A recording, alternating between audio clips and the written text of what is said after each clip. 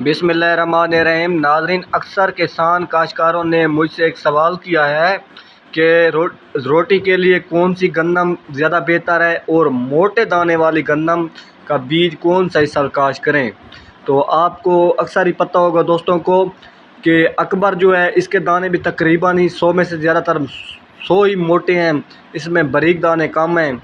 अरूज 2022 ये भी मोटे दाने में है और दिलकश ये भी मोटे दाने में है क्योंकि इसने भी बहुत ही अच्छी परफॉर्मेंस इस साल दिखाई है।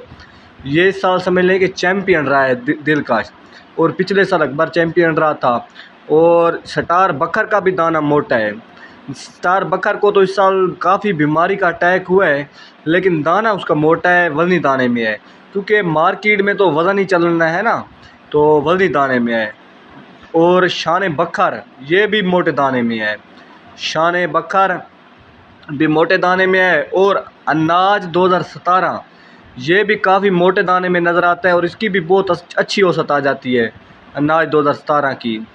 और अजरक देरा ये भी मोटे दाने में है ज़्यादातर, लेकिन ये ज़्यादातर देरा इस्माइल खान, देरा गाजी खान यानी कि देरे के इलाके में ज़्यादातर काश्त की जाती है, क्योंकि वहाँ पर थोड़ा सा पानी का ज़मीन का फ़र्क होता है, वहाँ पर ये ज़्यादातर काश्त की जाती है।